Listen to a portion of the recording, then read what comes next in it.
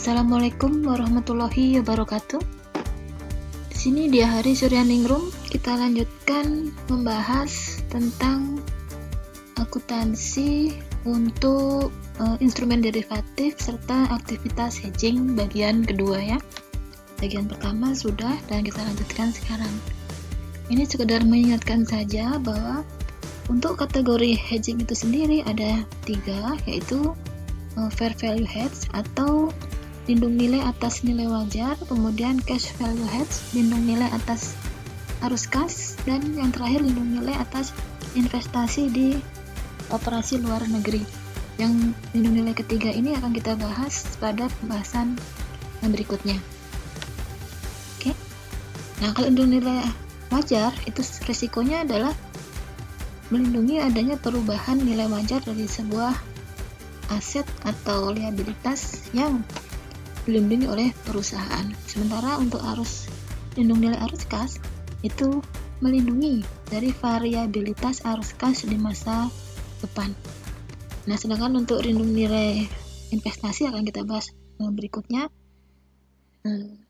pada pembahasan berikutnya ya. Nah, lindung nilai arus kas ini gambarnya seperti ini. Apa itu lindung nilai arus kas? Kita ulang lagi ya di sini. Nah, kalau yang kemarin kita bahas adalah lindung nilai arus kas yang berhubungan dengan komoditas, kemudian harga saham, dan juga untuk lindung nilai suku bunga. Maka di sini kita akan membahas lindung nilai untuk mata uang asing atau valuta asing ya. Biasa disebut sebagai falas, kalau di bahasa Inggrisnya adalah foreign currency. Di mana foreign currency ini didominasi untuk piutang atau utang. Nah, sebuah kontrak forward bisa dikualifikasikan sebagai lindung nilai atas arus kas itu jika variabilitas dari arus kas yang dilindungi itu betul-betul bisa dieliminasi dengan adanya lindung nilai ini.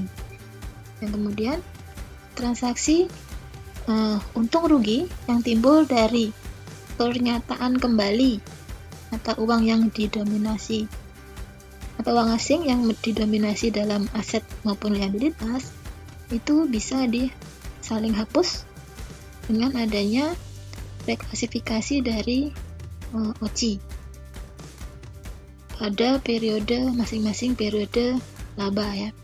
Nanti ini akan kita bahas maksudnya. Kemudian yang ketiga, jika terjadi premi atau diskon yang terkait dengan hedging tersebut, maka harus diamortisasi ke laba dengan menggunakan effective interest rate, yaitu suku bunga efektif. Nanti kita coba cari bagaimana menghitung suku bunga efektif. Nah, contohnya di sini adalah lindung nilai arus kas untuk foreign currency denominated. Nah, untuk piutang usaha yang didominasi dengan mata uang asing. Situasi ini, nanti ini penjelasan akhirnya. Diasumsikan sebuah perusahaan WIN menjual peralatan rumah sakit kepada perusahaan di Britain yaitu Howard Ltd pada 2 November 2016 dengan nilai dalam pound sterling yaitu 100.000 pound. Nah, piutang ini akan diterima 90 hari kemudian. Karena ini dari 2 November, maka 90 harinya adalah 31 Januari 2017. Nah, untuk melindunginya, pada 2 November, WIN itu membuat kontrak forward dengan pihak broker Ross Company untuk melindungi ini posisi piutang usaha yang terekspos ya. Jadi yang memiliki risiko. Nah, lindung nilai ini diasumsikan bahwa kontrak forward ini akan diselesaikan secara bersih atau net settlement. Nah, oleh karena itu dikatakan di sini situasi di sini nih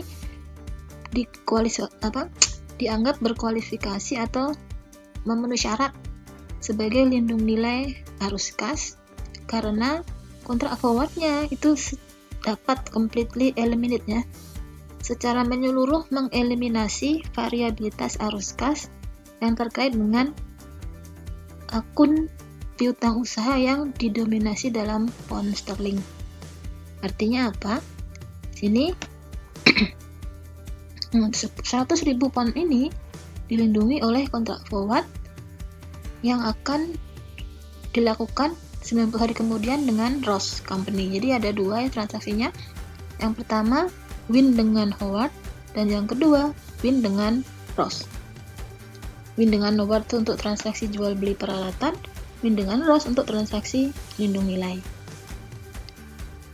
Nah, kursnya seperti ini ya.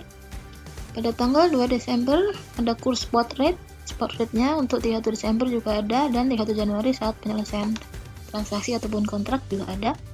Nah, sedangkan rate untuk 90 hari ke depan pada tanggal 2 November adalah 1,638. Ini titik itu koma ya, karena ini pakai dolar, jadi titik itu koma.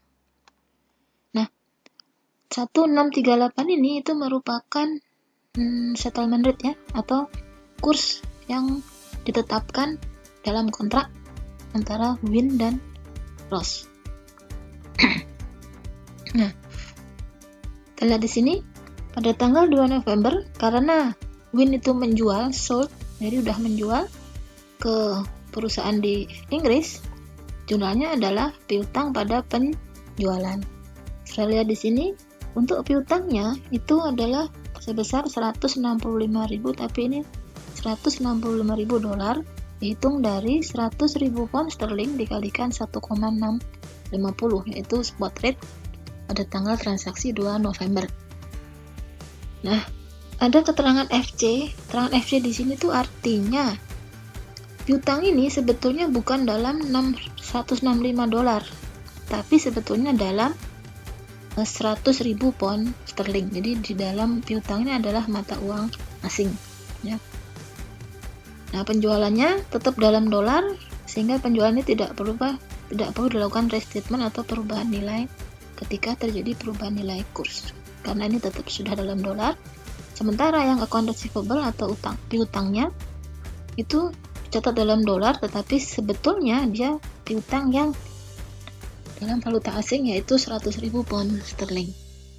Sudah jelas ya kasusnya. Nah, diasumsikan juga bahwa tingkat suku bunga diskon rate-nya adalah sebesar 12% per tahun ya, sehingga per bulannya adalah 1%. Nah, pada tanggal 31 Desember tadi rate-nya kan ini 1660 untuk tanggal neraca dan 1655 untuk forward 30 hari. Kenapa forwardnya 30 hari? Karena sisa dari masa forward kontraknya itu dari Desember ke 31 Januari itu tinggal 30 hari ya.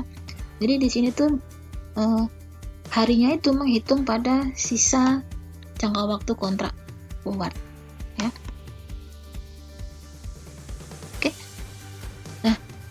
Karena ada perubahan nilai kurs dari 1650 menjadi 1660, nilai kursnya naik. Karena ini piutang, maka piutangnya akan bertambah nilainya. Nah, karena piutang nilainya bertambah, maka diakui adanya untung selisih kurs, exchange gain ya. Jadi dapatnya piutang pada untung kurs. Untung selisih kurs sebesar 1.000. Itu untuk melakukan penyesuaian terhadap utang usahanya. Kemudian jangan lupa untuk forward kontraknya juga dilakukan penyesuaian karena sekarang jangka waktunya sudah jadi 30 hari lagi ya. Nah, dengan rate-nya juga berubah dari semula 1,638, sekarang per 31 Desember kontrak forward 30 harinya itu 1,655. Selisihnya adalah 0,017 dikalikan 100.000 jadi 1.700.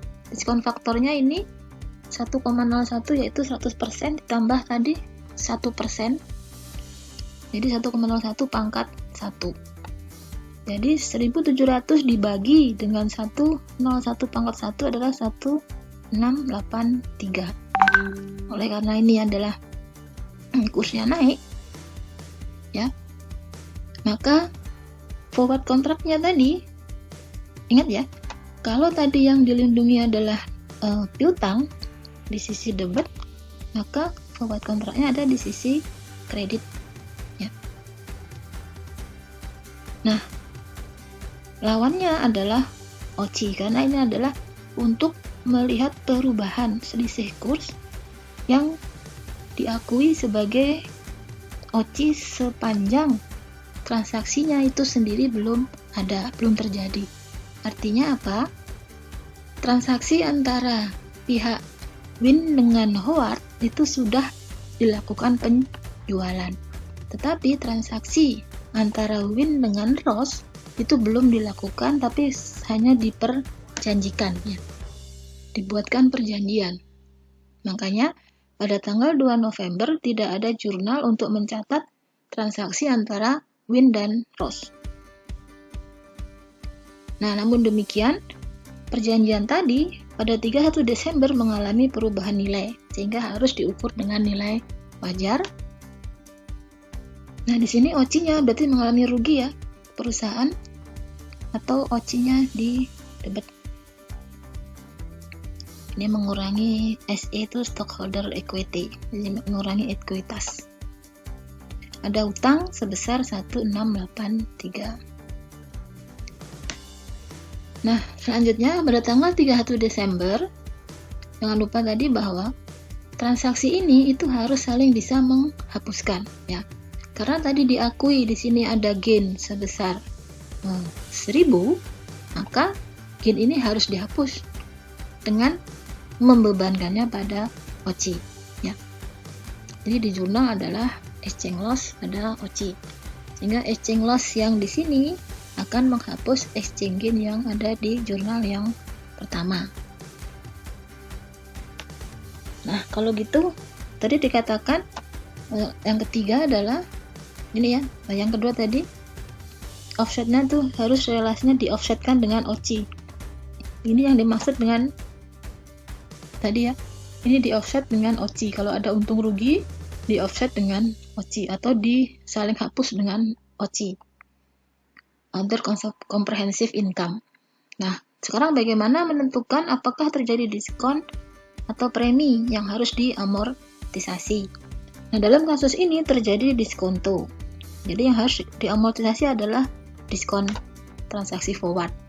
Kenapa terjadi diskonto? Karena spot rate pada tanggal 2 November itu adalah 1,650, ya kan? Ini sedangkan perusahaan itu bersedia untuk settlement atau untuk menetapkan dengan pihak broker yaitu si Ross seharga 1,638. Jadi sebetulnya perusahaan itu sudah memastikan untuk arus kas di masa depan bahwa perusahaan akan bersedia menerima kurang 1.200 itu kurang dari yang ditetapkan kalau dia menggunakan 1,650. Sehingga 1,650 dikurangi dengan 1,638 itu adalah sebesar dikalikan dengan 100.000 pound sterling itu adalah sebesar 1.200. Jadi semula perusahaan itu mau menerima 165.000, tetapi dengan perjanjian dengan Ross dia bersedia menerima 163.800.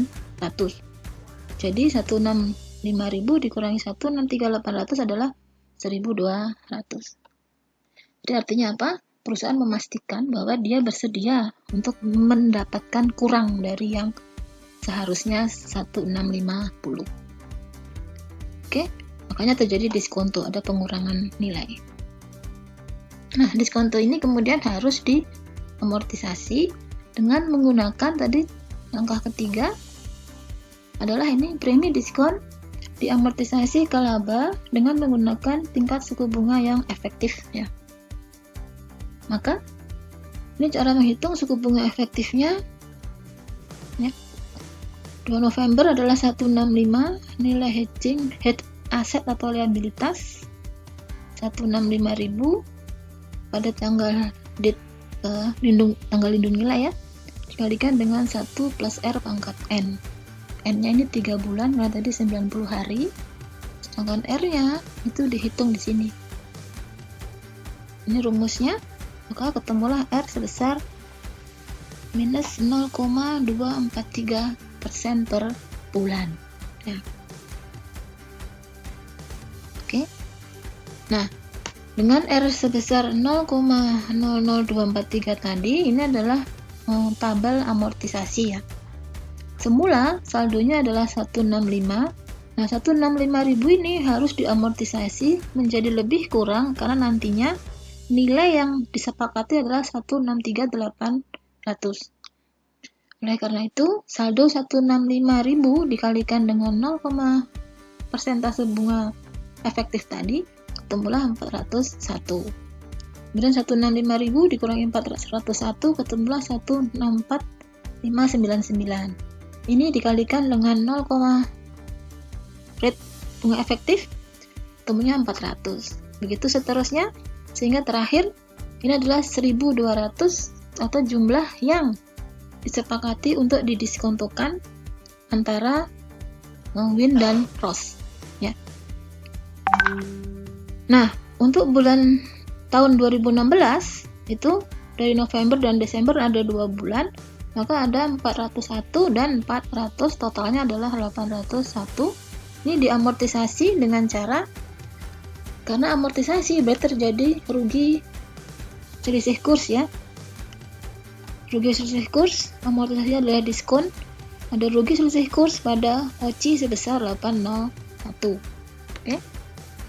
Nah, dengan demikian, setelah jurnal ini, maka saldo-saldo yang ada di 31 Desember akhir periode adalah untuk piutangnya ada 166.000, untuk kontrak forwardnya ada 1683, dan untuk OCI-nya adalah 118. Sementara ada amortisasi untuk diskontonya adalah sebesar 801, yaitu Istiqlal ini ya. Nah, mari kita lihat dari manakah 166.000. Seperti biasa ya, jurnal itu kita jumlahkan saja.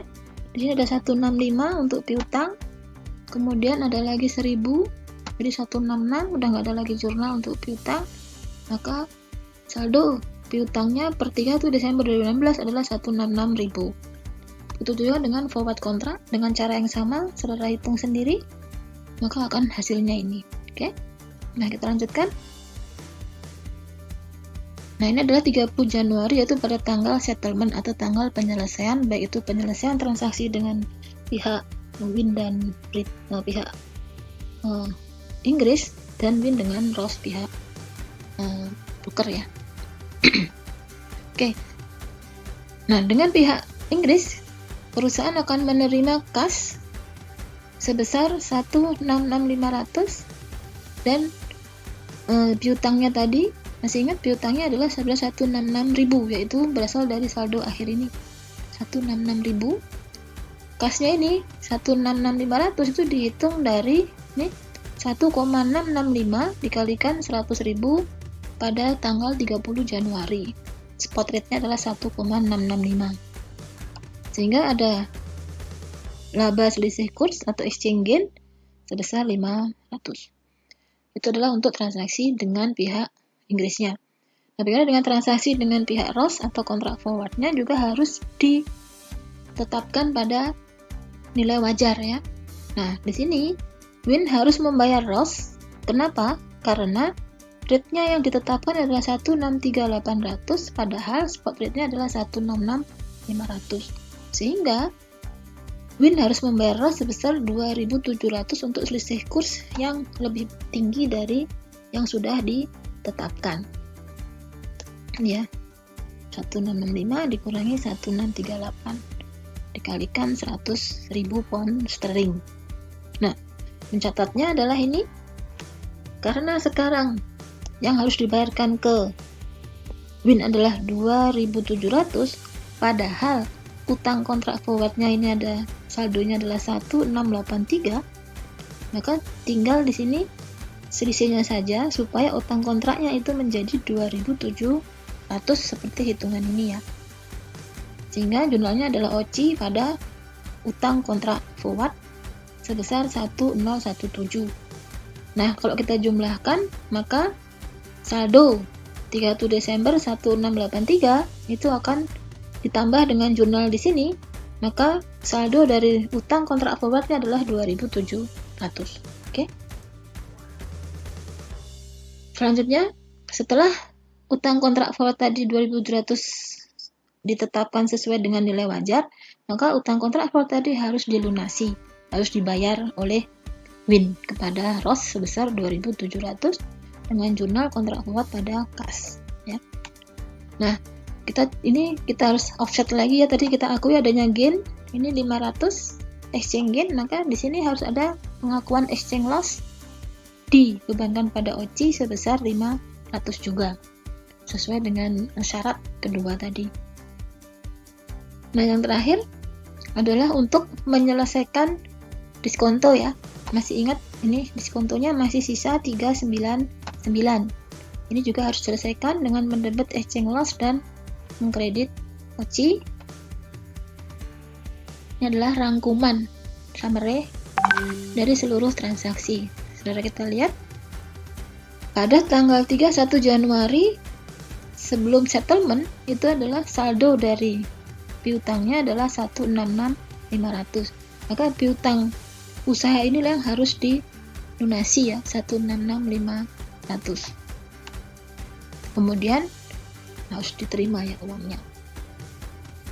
Kita lihat di sini apa betul 166 ya, 166.500 betul ya. Kemudian untuk kontrak forwardnya setelah di entry debit kredit akhirnya kontrak forwardnya jadinya 0. Kontrak selesai, begitu dengan OCI. OCI-nya jadi 0. Sementara efeknya dalam income atau dalam laba rugi itu terjadi amortisasi yang nilainya adalah sebesar 801 ini untuk 31 Desember 2016 dihitung dari gain loss ketemulah 801 dan amortisasinya. Sementara dengan di 31 Januari 2017 itu ada 3.900 nampak di laporan laba rugi. Secara total itu adalah $1.200 ya. Dan sayangnya ini kok kekecilannya kurang besar sehingga nolnya ke bawah. Jadi ini sesuai dengan tadi dari awal perusahaan sudah memastikan bahwa dia bersedia menerima kurang dari yang diharapkan sebesar 1.200.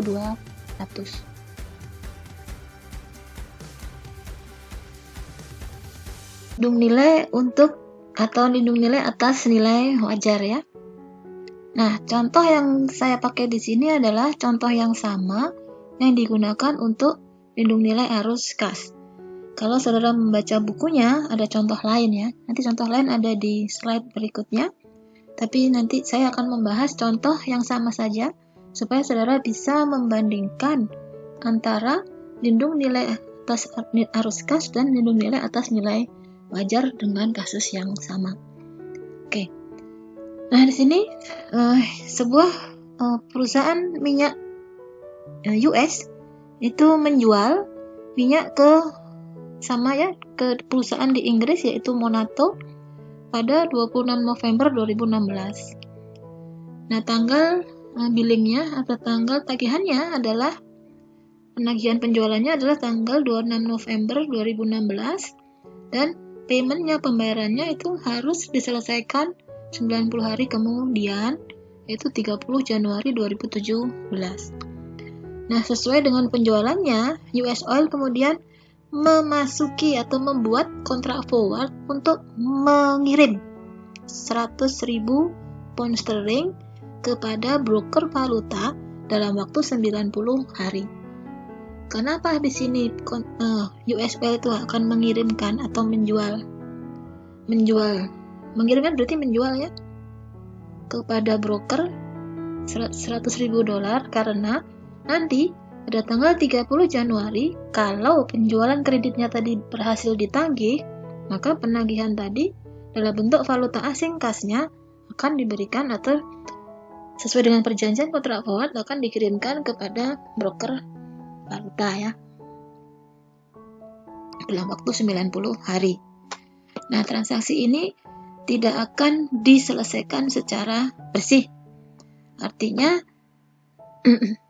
masing-masing itu ada transaksi sendiri, tidak ada penyelesaian apapun antara pihak broker dengan pihak US Oil. Ya. Nah,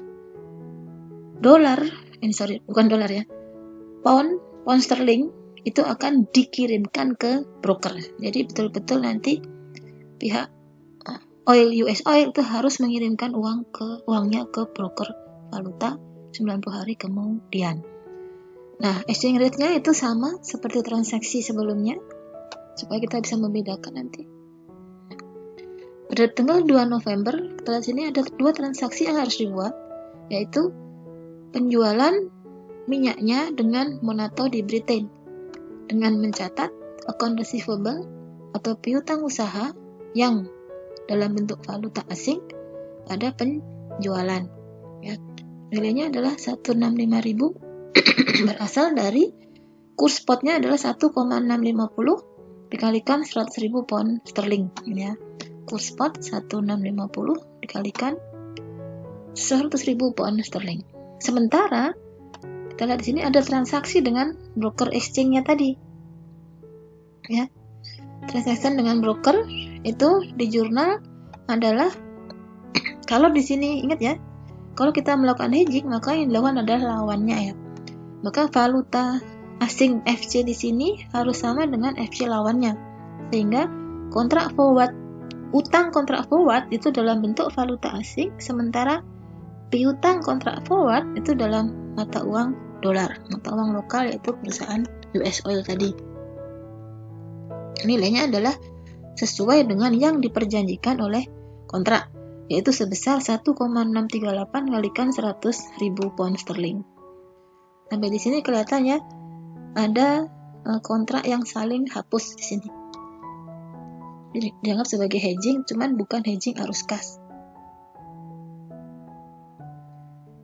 Nah, pada tanggal 31 Desember, piutangnya itu harus disesuaikan untuk mereksepsikan nilai dari current exchange rate atau nilai tukar kini, nilai tukar pada tanggal neraca.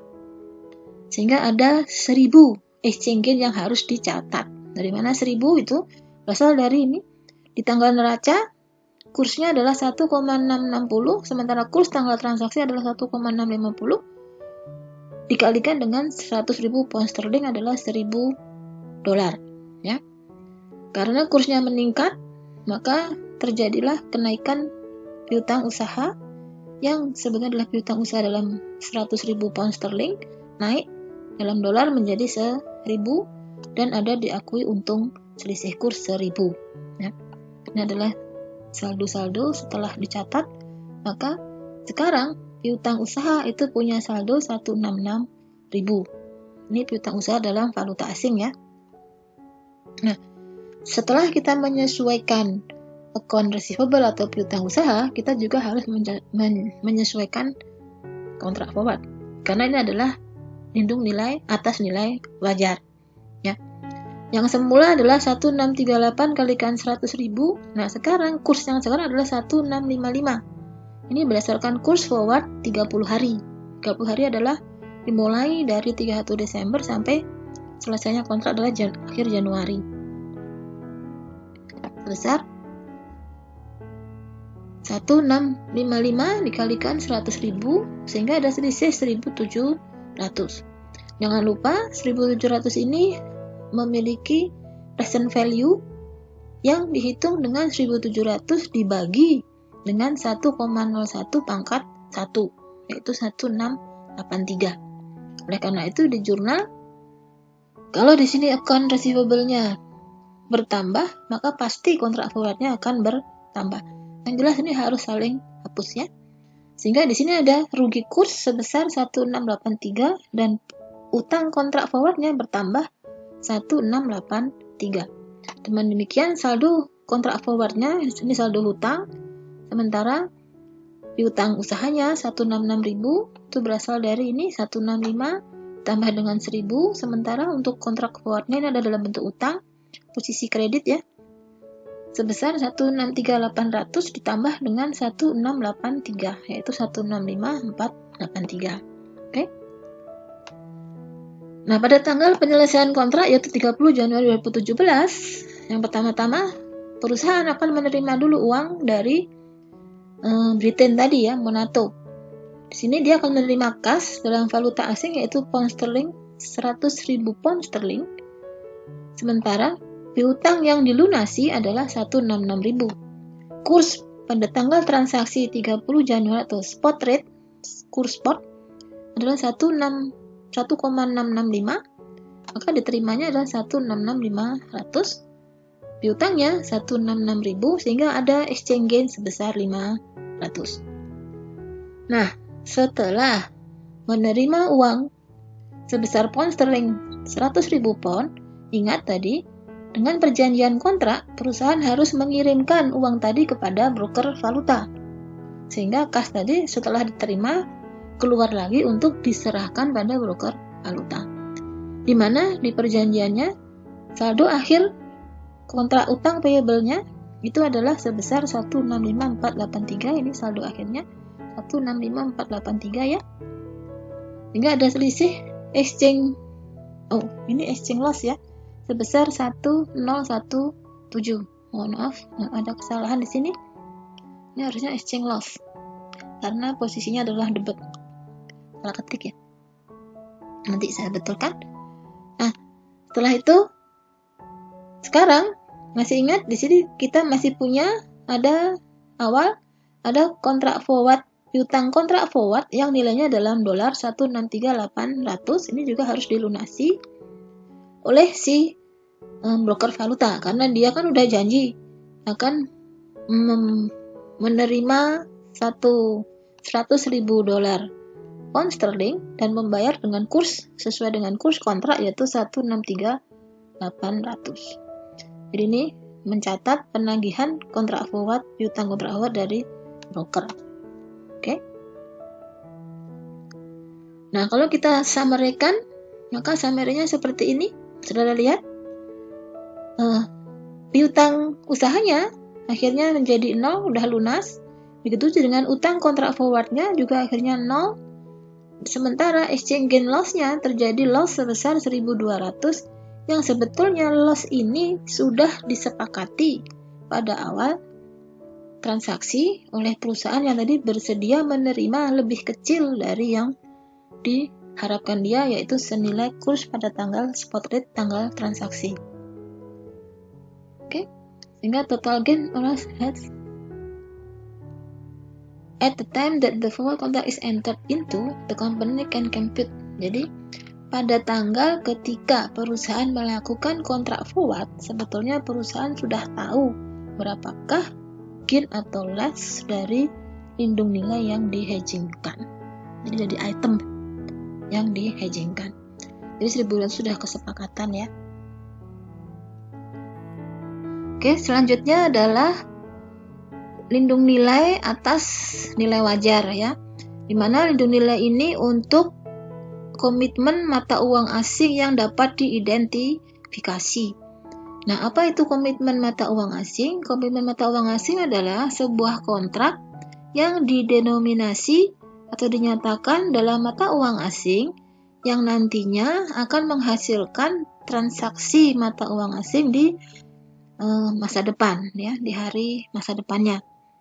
Sebagai contoh, ketika sebuah perusahaan di US itu membuat kontrak untuk membeli peralatan dari Kanada dengan harga yang sudah ditetapkan di masa depan, future date, sehingga invoice-nya atau fakturnya didenominasi dalam mata uang dolar Kanada, maka perusahaan US tadi itu akan memiliki exposure atau terekspos terhadap perubahan rate change ya, exchange rate, perubahan kurs nilai tukar karena future price atau harga di masa depan dalam US dollar itu mungkin meningkat atau menurun pada saat transaksi itu sendiri terjadi atau komitmennya tadi dilaksanakan ya. Kita contohkan di sini adalah hedging untuk komitmen pembelian mata uang asing yang dapat diidentifikasi. Pada tanggal 2 Januari 2016, sebuah perusahaan American Store itu membuat kontrak dengan sebuah perusahaan di Kanada untuk membeli 1000 botol ya, 1000 kotak minuman dengan harga $60.000 Kanada, di mana spot rate-nya pada tanggal 2 Oktober adalah 0,70. Nah, kotak minuman tadi itu akan dikirimkan pada bulan Maret dan pembayarannya dalam mata uang Kanada dolar pada tanggal 31 Maret 2017. Nah, dengan maksud ya, untuk melindungi nilai komitmen di masa depan ini, American Store lalu melakukan perjanjian kontrak dengan broker valuta untuk membeli $60.000 Kanada yang akan dikirimkan 180 hari kemudian. Ya, 180 hari. Kenapa 180 hari? Karena dari 2 Oktober sampai tanggal terjadinya transaksi adalah 31 Maret 2017 itu adalah 6 bulan. Oktober, November, Desember, Januari, Februari, Maret. Jadi 6 bulan ya. 6 bulan atau 180 hari dengan nilai kurs kontrak yang ditetapkan adalah sebesar 0,725. Nah, nilai spot rate lainnya di masa depan adalah untuk 31 Desember, forward rate-nya di 31 Desember adalah 0,17, sementara tanggal transaksi adalah 31 Maret 2017 0,71 untuk 31 Desember dan 0,68 pada saat transaksi terjadi. Jadi pada saat berakhirnya maturity ya, berakhirnya transaksi, spot rate-nya adalah 0,68. Nah, apa yang harus dicatat oleh perusahaan? Di sini sudah diringkaskan kursnya ya. Untuk nilai tukar Kanada dolar Kanada di 2 Oktober spot rate-nya adalah 0,7, forward rate-nya untuk 180 hari adalah 0,725, sedangkan spot rate dan forward rate pada tanggal 31 Desember adalah 0,71 dan spot rate untuk 31 Maret adalah 0,68. Oke, kita jurnal pada saat tanggal 2 Oktober. Perhatikan di sini bahwa yang dibuat jurnal hanya transaksi antara perusahaan tadi American Store dengan pihak broker ya, tapi transaksi antara American Store dengan Canadian Dollar itu masih berupa komitmen sehingga belum dibuat jurnalnya ya. Nah, sekarang kalau seandainya perusahaan American Store tadi membeli dari Kanada, itu jurnalnya adalah persediaan pada utang usaha ya kan.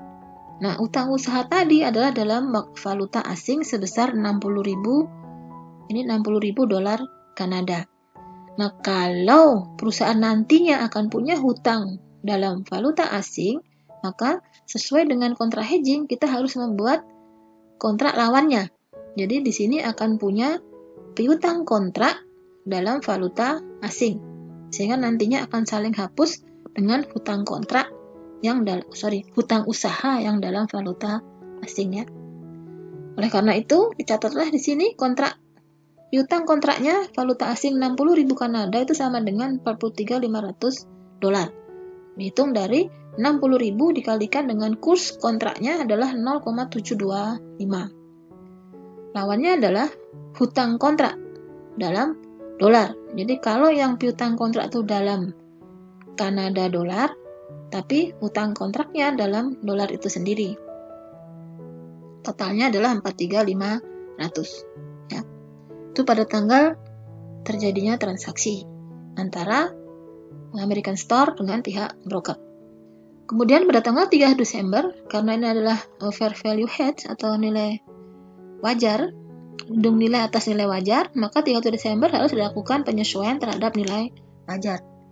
Nah, pada saat ini nilai kurs wajarnya adalah 31 Desember 0,71. Sehingga kalau tadi piutangnya turun dari 0,725 menjadi 0,71, maka terjadi yang namanya exchange loss ya.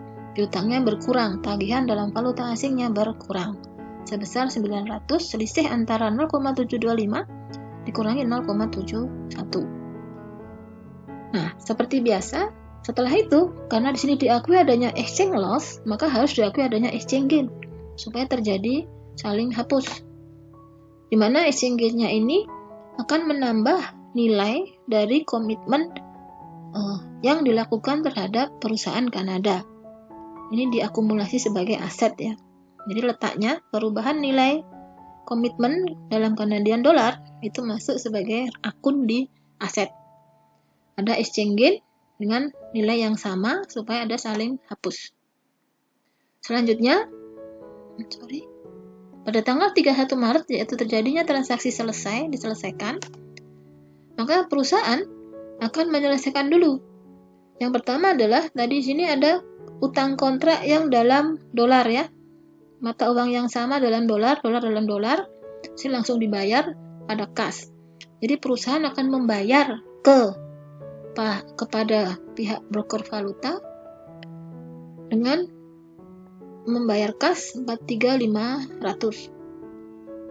Sementara itu, setelah membayar dengan kas, maka perusahaan akan memperoleh kas dalam bentuk valuta asing. Ya. Nah, tadi kan dia punya tagihan ke broker valuta ini ya. Menagih ke broker valuta, maka di sini sudah ada tagihannya, dapatlah dia kas dalam bentuk valuta asing sebesar 4.800 di mana kurs pada tanggal 31 Maret adalah 0,68. Berarti 0,68 dikalikan 60.000 adalah 4.800. Sedangkan piutang kontraknya itu adalah 42600. 42600 ini dihitung dari ini tadi piutang kontrak yang 43500 dikurangi dengan 900. Jadi 42600. Sehingga ada selisih exchange loss sebesar 1800. Selisih antara 4800 dikurangi 42600 ya. Nah, jurnal ketiga ini adalah untuk perubahan komitmen, ya kan? Kalau di sini ada exchange loss, maka di sini ada exchange gain yang akan menambah nilai komitmen dalam Canadian dollar, yaitu di komitmen valuta asing yang dapat diidentifikasi. Jurnal keempat, di sini perusahaan membeli karena sudah punya uang, kasnya sudah ada, maka dia beli persediaan. Jangan lupa komitmennya tadi karena transaksinya selesai, maka komitmen yang tadi berupa ini 1.800, kemudian ada lagi di sini 900 ya, 900 sama 1.800, maka ada 2.700 itu dihapuskan karena transaksinya sekarang sudah selesai, komitmennya sudah dilaksanakan pada hutang usaha sebesar 4.800. Nah, ini menerima 1.000 crate ya, 1.000 kotak minuman, harganya adalah 60.000 Canadian dollar dengan kurs 0,725, yaitu sebesar 4.3500. Sehingga ada 4.800 adalah untuk piutang usaha valuta asing. Kita cek piutang usahanya. Piutang usaha belum ada ya di sini. Nah, sehingga piutang usaha dimunculkan di sini. Piutang usaha dulu. Bukan piutang ya, utang usaha 4.800, kemudian karena sudah punya uang, utang usaha tadi dibayar dengan kas yang dimiliki perusahaan yaitu 4.800. Ini kasnya ya. Ini kasnya 4.800 dipakai untuk membayar hutang kepada pihak Kanada dolar. Jadi penyelesaian terhadap transaksi antara American Store dengan pihak Canadian dolarnya.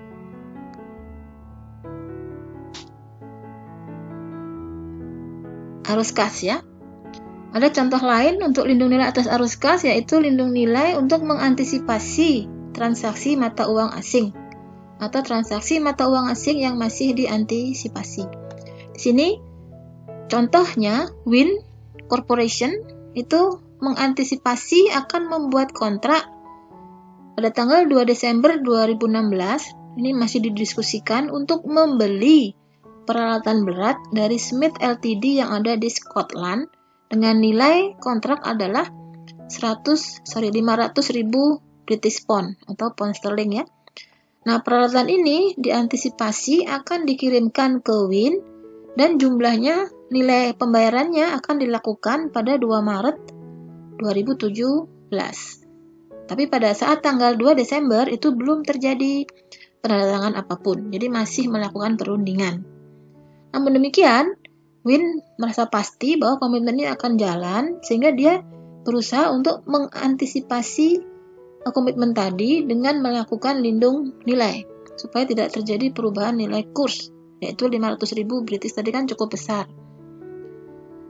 Jadi perlu dilindungi nilai kursnya. Nah, Win kemudian membuat kontrak dengan si company untuk membeli 500.000 pound yang akan dikirimkan ke Win pada tanggal 2 Maret. Kenapa dia membeli? Karena kalau dari si company Win memperoleh pound sterling 500.000 pound, maka jumlah uang tadi bisa dibayarkan kepada Smith Ltd untuk membayar pembelian peralatan berat. Jadi di sini juga membeli, ya. Nah, kontrak ini dinyatakan bisa diselesaikan secara bersih atau net settlement.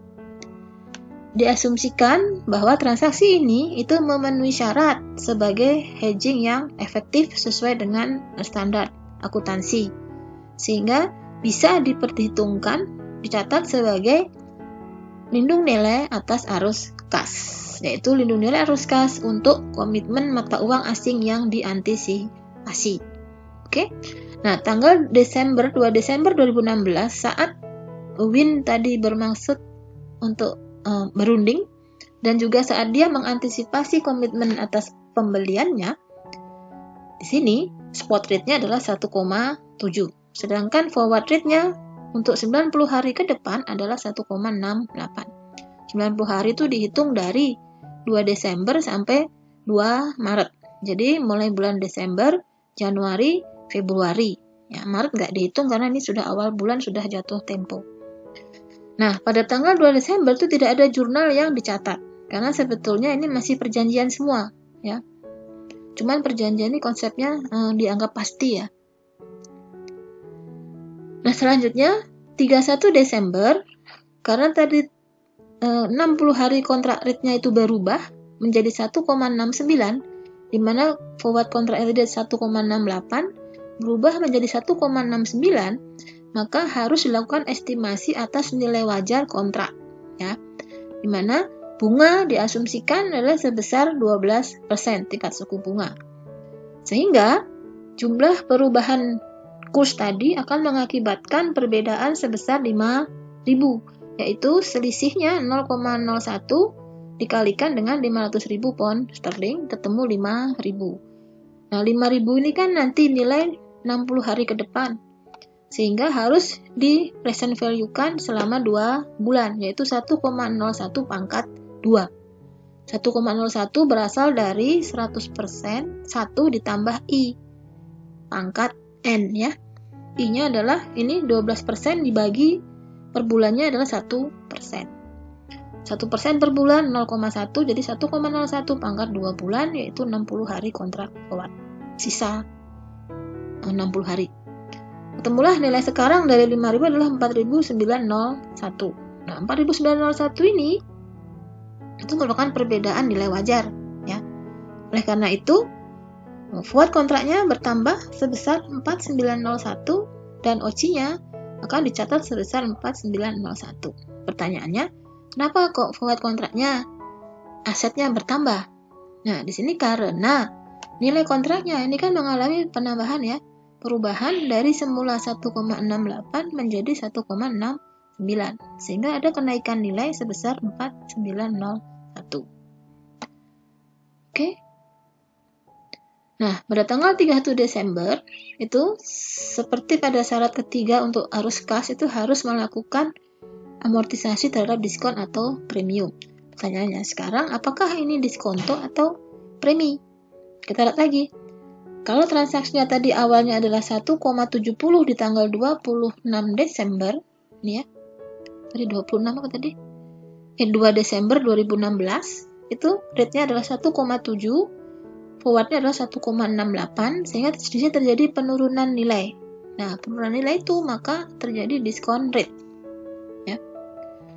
Kita harus mencari berapakah rumus bunga efektif atas diskon rate yang terjadi ketika perusahaan bersedia menerima kurang dari yang diharapkan, yaitu semula 1,70 dikalikan ini 500.000 pound ditambah dikalikan dengan 1 plus R pangkat N sama dengan 1,68. Ini adalah forward-nya pada tanggal 2 Desember dikalikan juga 500.000 pound, maka ketemulah adalah R suku bunga efektifnya adalah 0,003937. Nah, dengan demikian kita buat adalah list atau daftar amortisasi ya. Pada saat perusahaan saldonya adalah 850.000. 850.000 itu dari mana? Berasal dari 500.000 dikalikan 1,70, ya kan? 850 ini nanti pada saat akhir jatuh tempo akan menjadi 840. Nah, di sini 850 diamortisasi dengan mengalihkan 850.000 dikalikan dengan suku bunga efektif. Ketemulah 3346. Nah, ini diamortisasi selama 90 hari atau 3 bulan. Jadilah nanti pada 2 Maret saat jatuh tempo nilainya adalah sudah sebesar nilai yang diperjanjikan dalam kontrak forward. Dengan demikian, jurnal untuk bulan ini adalah, ini hanya ada Desember saja 1 bulan ya. Ketemu adalah 3346. Dimana di sini kalau di sini ada 3346, jadi ada penurunan ya, ini diskon amortisasi atas diskonto, maka OC-nya akan di debit ya. Exchange gain akan di kredit sebesar 3346. Oke. Jadi ini untuk mengamortisasi OC yang sudah mempengaruhi income perusahaan pada periode terjadinya transaksi ini, yaitu 31 Desember. Kemudian pada tanggal jatuh temponya, ini adalah saldo-saldo ya, balance. Forward kontraknya itu bersaldo debit 4901, itu didapat dari ini forward kontrak, saldo debit 4901. Sementara OC-nya semula bersaldo kredit 4901, kemudian bersaldo debit 3346, sehingga saldo OC-nya sekarang menjadi 1555 bersaldo kredit. Nah, pada tanggal 2 Maret itu dilakukan dulu adjustment, penyesuaian atas kontrak forward dan atas peralatan yang akan dibeli. Diasumsikan pada 2 Maret ini kurs spotnya adalah 1,72. Dengan demikian, pada tanggal ini, on this date, nilai dari kontrak forwardnya itu mengalami perubahan 1,72 dikurangi dengan 1,68. 68 adalah perjanjian kontraknya ya pada awal. Perubahannya adalah sebesar 20.000 nih ya, kalikan 500.000 pound, ketemulah 20.000 dolar. Nah, padahal saldo akhirnya tadi adalah 4901 kan, debit, ya kan? Nah, karena mengalami kenaikan dari 4901 menjadi 20.000, maka yang dicatat adalah kenaikannya saja. Dengan membuat jurnal satu ini, yaitu forward contract di debit, OC di kredit, maka sekarang nilai dari kontrak forwardnya adalah sebesar 20.000, ya kan? Jadi saldo awalnya akhir tahun adalah 4901 di debit, ditambah dengan jurnal ini 15099, maka saldo per tanggal ini adalah 20.000. Nah, Win di sini dikatakan kontrak forward ini akan menaikkan nilai kontrak forward karena ada kenaikan nilai. Ya, kenaikannya adalah 15.099. Sehingga Win akan menerima 20.000 dari C karena spot rate-nya itu lebih tinggi dari forward kontraknya. Jadi karena spot rate-nya adalah lebih tinggi, maka Win akan menerima selisih harga ini yang diperjanjikan sebesar 20.000. Oke. Kemudian jurnal kedua ini adalah untuk membeli peralatan ya, karena sekarang peralatannya sudah dibeli, to purchase equipment. Peralatannya dibeli dengan harga 860, itu dihitung dari kasnya, yaitu sekarang nilainya adalah 1,72 dikalikan 500.000, yaitu 860.000. Ini menggunakan spot rate pada tanggal 2 Maret ya. Nah, setelah itu si katakan Win akan menerima kan dari si, maka di sini kas di debit dan forward kontrak di kredit sebesar 20.000. Jadi artinya apa? Sekarang saudara lihat kas yang dikeluarkan oleh Win adalah ini, tambah ini ya, 860 dia bayar tetapi dia terima 20.000, sehingga Win sebetulnya hanya membayar sebesar 840.000, di mana 840.000 itu sudah diperjanjikan di sini tadi. Yang dibayar 840 ya. Atau dengan kata lain, hitung dari 500.000 dikalikan 1,68.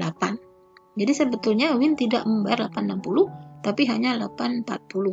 Karena yang 20 dibayar oleh si company ya. Nah, setelah itu kita masih memiliki ini, masih amortisasi diskontonya masih diamortisasi 3,346 kan. Sementara yang Januari sama Maret belum dilakukan pencatatan amortisasi untuk mengamortisasi nilai yang diantisipasi valuta asing tadi. Totalnya adalah sebesar 6654, ini dia ya. Jurnalnya adalah OCI pada exchange gain ya, karena ini mengamortisasi, maka nilai OCI-nya akan didebit dan exchange gain-nya akan diakui sebagai adanya amortisasi dari nilai yang diantisipasi tadi. Nah, kalau kita buat summary-nya, ini adalah saldo sebelum ya, balance before settlement. Jadi saldo sebelum melakukan settlement. Kita lihat forward kontraknya pada tanggal 2 Desember itu tidak ada jurnal, berarti masih 0. Kemudian 31 Desember ada penambahan, dan kemudian di 2 Maret ada penambahan sehingga totalnya 20.000. Nah, 20.000 ini kemudian di settlement dengan jurnal ketiga ini harus membayar ini tadi ya, jurnal ketiga kas pada forward kontrak. Jadi forward kontraknya akhirnya 0. Yang tadi bisa debit 20.000 menjadi dikredit dengan jurnal tadi, dan kas diterima oleh perusahaan. Sedangkan OCI-nya, kita lihat OCI-nya sesuai dengan jurnal-jurnal tadi akan menghasilkan balance pada 2 Maret adalah sebesar 10.000. Nah, OCI sebesar 10.000 ini masih ada dalam perusahaan. Masih ada dalam neraca maksud saya. Nah, OCI ini akan dibebankan melalui amortisasi depresiasi kalau perusahaan mendepresiasi asetnya yang nilainya adalah peralatan tadi adalah dicatat sebesar 860, akan didepresiasi dengan melakukan depresiasi atas OCI yang masih tersisa sebesar 10.000, didepresiasi sepanjang umur manfaat dari aset. Itu sesuai dengan PSAK ini ya. Jika sudah tidak melindungi nilai arus kas, artinya arus kasnya sudah selesai, maka entitas harus mereklasifikasi pendapatan komprehensif lain dalam laba rugi sebagai penyesuaian reklasifikasi pada periode yang sama atau periode di mana aset yang diperoleh atau liabilitas yang ditanggung mempengaruhi laba rugi. Nah, di sini aset tadi adalah membeli equipment, dan equipment tadi akan disusutkan, maka OCI-nya akan diamortisasi sesuai dengan penyusutan dari equipment tadi ya. Karena dia bersaldo kredit, maka OCI akan didebit mengurangi nilai depresiasinya, mengurangi to reduce depreciation expense. Nah, contoh yang lain adalah spekulasi ya. Nah, kalau spekulasi ini bukan transaksi hedging ya, bukan transaksi lindung nilai, karena namanya spekulasi. Coba-coba, spekulasi itu seperti judi kayaknya ya. Nah, exchange gain atau loss yang terjadi karena proses spekulasi, ini dia, on derivative instrument that speculate, yang berspekulasi dalam movement, perubahan nilai foreign currency atau valuta asing, akan dimasukkan dalam laba di periode di mana terjadi perubahan rate tadi, perubahan kurs nilai tukarnya ya. Jadi kalau spekulasi itu tidak mempengaruhi OCI tapi mempengaruhi laba rugi langsung pada periode terjadi perubahan kurs. Contohnya, pada 2 November sebuah perusahaan di US itu membuat kontrak forward 90 hari untuk membeli 10.000 euro. Jadi dia pokoknya beli aja. Untuk membeli nanti 10.000 euro. Nah, rencananya tadi dia untuk 90 hari ke depan itu kursnya adalah 0,540, sedangkan spot rate pada tanggal transaksi ini adalah 0,5440. Ya, karena ini untuk membeli 5440 menjadi 5440. 90 hari kemudian. Ini adalah transaksinya di mana 31 Desember, tadi kan 2 November. 31 Desember selalu akhir periode neraca harus kita menggunakan kurs kini atau current rate atau spot rate pada tanggal neraca, ya. Kalau di sini dia memasuki 90 hari November Desember, maka 60 hari pada tanggal 31 Desember masih sisa 30 hari kontrak future-nya, ya. Nah, kurs pada tanggal ini adalah untuk 30 hari pada tanggal 1 Desember adalah 0,5450, sementara spot rate pada tanggal 30 Januari adalah 0,5530. Bagaimana perusahaan ini mencatat spekulasinya? Ini dia. Kita lihat ini kursnya saya salin di atas, ya. Kontrak kita lihat karena dia tadi akan membeli, maka perusahaan akan punya uang nanti kan. Kalau dia punya uang, maka perusahaan akan punya tagihan. Tagihannya berupa kontrak, piutang kontrak yang valuta asingnya adalah 10.000 euro, dolarnya adalah 5.400, yaitu 0,5400. Ini adalah kontrak future 90 hari, kursnya ini tadi, ya, 0,5400, sehingga di sini dicatatnya 2 November adalah 0,5400 dikalikan 10.000 euro, yaitu debit utang kontrak dalam valuta asing euro, dolarnya 5.400. Satunya lagi adalah utang kontrak yang dalam mata uang sama dolarnya sebesar 5.400. Selanjutnya 31 Desember. Karena di sini 31 Desember untuk kontrak forwardnya itu terjadi perubahan dari 0,5400 menjadi 0,5450. Jadi ada 0,5450 dikurangi dengan 0,5400, ya, dikalikan 10.000 euro, sehingga karena kursnya naik, ya kan, kursnya naik, maka piutang kontraknya bertambah, ya, sebesar 50, dan ini adalah untung, selalu diakui sebagai untung selisih kurs sebesar juga 50. Kemudian tanggal 30 Januari di mana diselesaikan kontrak yang 90 hari tadi, diterima kas, kurs pada saat ini adalah 0,5530.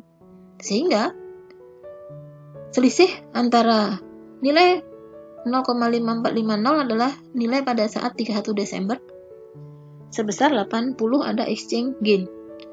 Nah, kas sebesar 5530 ini adalah kurs 0,5530 dikalikan dengan 10.000 euro, yaitu 5530. Sedangkan kontrak piutang kontraknya adalah 5450. Ini berasal dari sebenarnya ini saldo ini, ya, 31 Desember, yaitu piutang kontrak 5.400 ditambah dengan 50, jadi 5.450. Selisihnya adalah berupa exchange gain atau dihitung dengan cara ini bisa. Nah, yang terakhir, karena tadi di sini kontrak ini sudah selesai, hutang kontraknya selesai, sekarang tinggal hutang kontraknya yang dalam dolar diselesaikan dengan dibayar hutang kontrak pada kas sebesar 5.400. Ini dipakai untuk mencatat pembayaran atas hutang kontrak kepada pihak broker. Nah, ini adalah summary dari masing-masing klasifikasi transaksi, ya. Kalau spekulasi itu bertujuan untuk berspekulasi atas perubahan kurs, ya kan? Sehingga pengakuannya akan diakui gain losses, ya, akan diakui currently, jadi akan diakui pada periode terjadinya perubahan kurs. Efeknya terhadap laba rugi adalah langsung mempengaruhi ya. Income effect equal to gain and loss. Jadi pengaruhnya akan sama di laporan laba rugi. Sementara untuk hedging, lindung nilai atas posisi aset atau liabilitas bersih itu adalah tujuannya adalah untuk mengoffset ya atau saling hapuskan exposure atau risiko adanya posisi aset atau posisi liabilitas bersihnya. Sehingga pengakuannya gain atau loss akan diakui juga pada saat sekarang, tetapi akan saling hapus dengan pengakuan dari posisi liabilitas dan aset ya. Sehingga gain losses-nya diakui untuk posisi kontraknya, tetapi juga ada gain and loss untuk posisi aset atau liabilitas, sehingga akan saling hapus. Pengaruhnya terhadap income itu income effect to amortization premium. Jadi kalau terjadi premi atau diskon, maka pengaruhnya hanya karena adanya premi atau diskonto. Tapi kalau gain sama loss-nya itu sudah saling hapus ya. Yang ada hanya menurunnya nilai atau meningkatnya nilai sesuai dengan perjanjian awal antara kontrak hedging ini dengan pihak broker valuta. Nah, yang ketiga adalah hedging untuk komitmen yang bisa diidentifikasi. Tujuannya adalah ini untuk offset ya, juga untuk saling hapus risiko pembelian atau penjualan di mana and thereby lock, di mana mengunci harga pada sesuai dengan kontrak yang sekarang dilakukan. Jadi ini komitmen tadi mengunci harganya. Kalau terjadi exchange gain itu harus diakui saat sekarang, tetapi exchange gain tadi akan saling hapus dengan exchange gain dari komitmen. Akibatnya secara income effect itu nggak ada perbedaan. The difference in the overhead. Jadi tidak ada perbedaan ya. Jadi kalaupun ada perbedaan, ini perbedaannya itu timbul karena perubahan nilai instrumen hedging selisihkan dengan perubahan nilai dari komitmen perusahaan yang bisa diidentifikasi. Sedangkan hedging untuk transaksi yang diantisipasi itu untuk saling hapuskan risiko exposure ya terhadap kemungkinan future purchase or sale, kemungkinan harga pembelian atau penjualan di masa depan. Nah, exchange gains atau losses-nya akan dicatat sebagai OC sampai transaksi tadi selesai. Ya. Efeknya itu tidak langsung, tetapi di-adjust ketika transaksi selesai. Ini yang tadi yang terakhir itu ya, dimana setelah dia membeli transaksinya tadi membeli lautan berat kalau nggak salah ya. Itu ini dia. Nah, untuk yang terakhir ini adalah hedging yang bentuk ketiga yang akan kita bahas nanti di chapter berikutnya.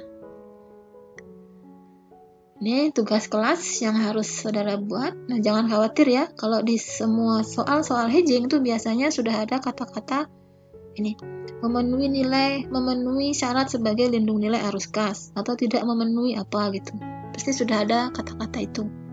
Karena ini masih dalam teori. Nanti kalau dalam faktanya sudah bisa dilihat dari kontraknya. Nah, sampai di sini, jika ada pertanyaan, silahkan dalam komen atau di tatap muka melalui online. Dan motto kita kali ini adalah integrity is doing the right thing even when no one is watching. Jadi, integritas itu adalah selalu berusaha melaksanakan the right thing ya. Meskipun tidak ada yang melihat. Jadi, meskipun tidak ada yang ngecek, tidak ada apa, itu saudara tetap melakukan hal yang berintegritas. Dan thank you, terima kasih. Sampai di sini paparan saya, mudah-mudahan cukup jelas. Wassalamualaikum warahmatullahi wabarakatuh.